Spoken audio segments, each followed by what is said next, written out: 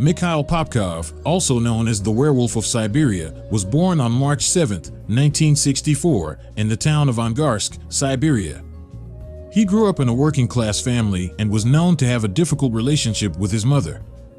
After completing his military service, Popkov joined the police force in 1985, eventually becoming a sergeant. He was regarded as a reliable and hard-working officer and received several commendations for his service. In 1992, Popkov was stationed in the city of Angarsk. This is when the serial killings began. He would cruise around the city in his police car, picking up women who were out alone at night. Once he had them in his car, he would take them to secluded areas and kill them using a variety of methods, including knives, axes, and screwdrivers. He would then dispose of their bodies in remote locations, often in the woods. Mikhail Popkov was given the nickname Werewolf by the Russian media because of the brutal and sadistic nature of his crimes. The term werewolf is often used to describe someone who is believed to have a split personality or who transforms into a beast-like creature at night. In Popkov's case, the nickname was used to describe his violent and animalistic behavior towards his victims.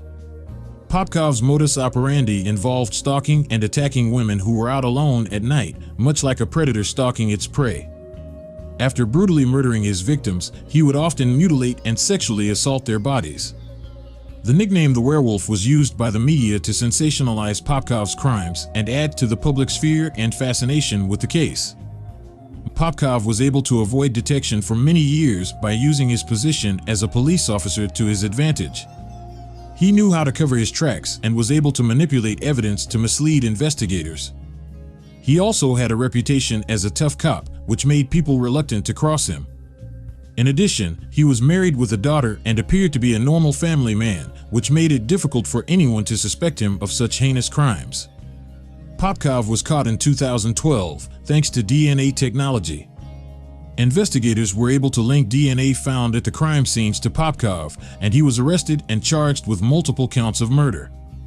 In 2015, he was found guilty of 22 murders and sentenced to life in prison without the possibility of parole.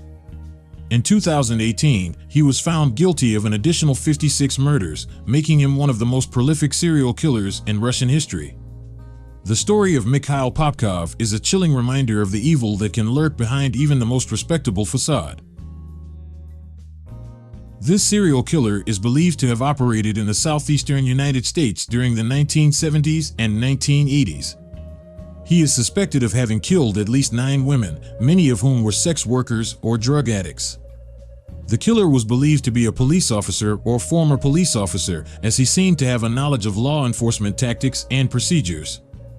Unlike the other cops on the list, the Bible Belt Strangler was never actually caught or formally identified.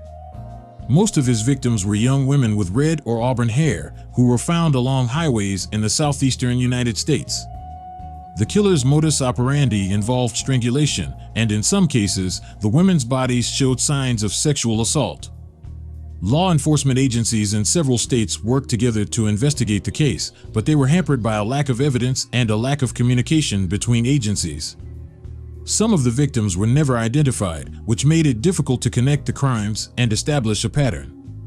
Over the years, several suspects have been put forward in connection with the case, but none of them have been definitively linked to the murders. At first, the investigators theorized that the killer was a long-haul truck driver who used the interstate highways to travel between states. But it was later concluded that the killer was a police officer who used his knowledge of police procedures to avoid detection. The Bible Belt Strangler case is one of the most perplexing unsolved mysteries in American history. Despite the best efforts of law enforcement, the killer was never caught, and the families of the victims were left without answers or closure. Joseph James DeAngelo was born on November 8, 1945, in Bath, New York. He grew up in a dysfunctional household with an abusive father and a mother who was prone to angry outbursts.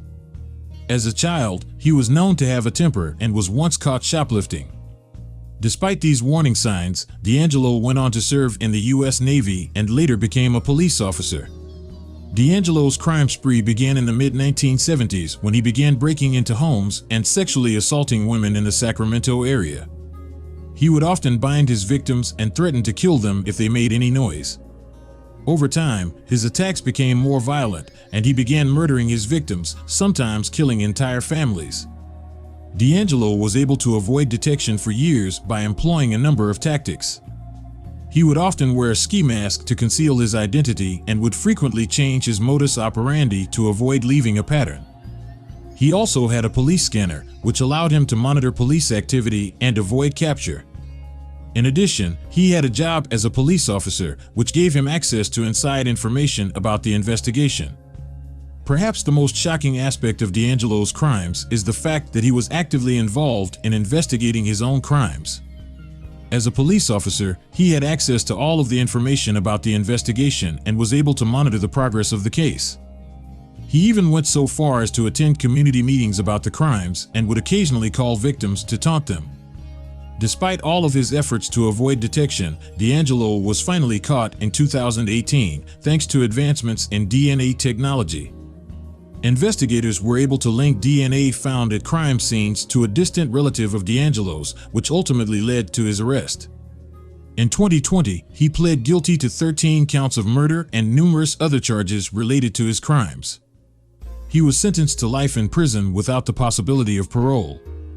The community and the police department were shocked when it was discovered that Joseph James DeAngelo was a serial killer.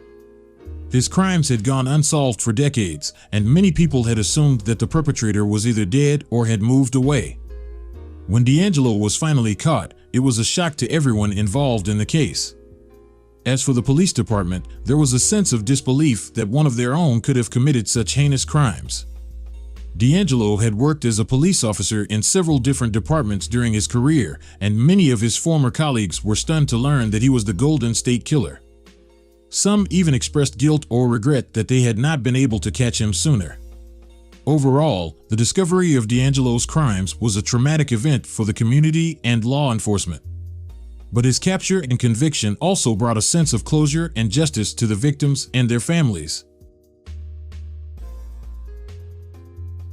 John Martin Crawford was born in Bathurst, New Brunswick in 1962. He joined the RCMP in 1985 and was praised for his exemplary service, receiving numerous awards, including the RCMP Long Service Medal. However, Crawford's facade of a respected police officer was shattered in 1995 when he committed his first murder. Crawford's killing spree began in Prince George, British Columbia, where he strangled to death 35-year-old Jean Hooting. The following year, he killed two more women, Jill Stuchenko and Cynthia Frances Moss. Despite the murders occurring over a period of years, Crawford was able to evade suspicion due to his authority and respected status within the community. Crawford's downfall came in 2012 when advancements in DNA technology allowed investigators to connect the murders to him. They discovered that Crawford had manipulated evidence, taking advantage of his position to cover his tracks.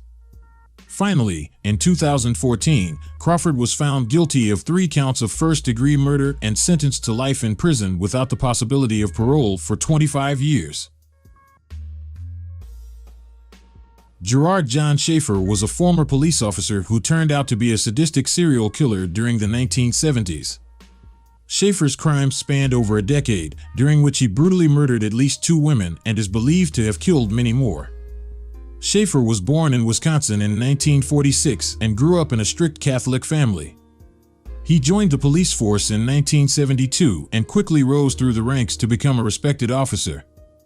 However, behind the facade of respectability, Schaefer had a dark and twisted side that he kept hidden from his colleagues and family. Schaefer's first known murder occurred in 1972 when he killed 2 teenage girls who were hitchhiking in Florida. He was initially arrested for their murders but managed to convince the jury that he was innocent. However, in 1973, Schaefer was arrested again for the murder of another woman. This time, he was convicted and sentenced to life in prison. During the investigation into Schaefer's crimes, police found evidence linking him to several other unsolved murders. However, due to a lack of concrete evidence, he was never charged with these crimes, even though the investigators are more than 90% sure that he is linked to these unsolved cases. Schaefer's crimes shocked the law enforcement community and the public, as it was believed that someone with his background and position would never be capable of such heinous acts. Schaefer's crimes were particularly disturbing, as he was a police officer and was meant to uphold the law and protect the public.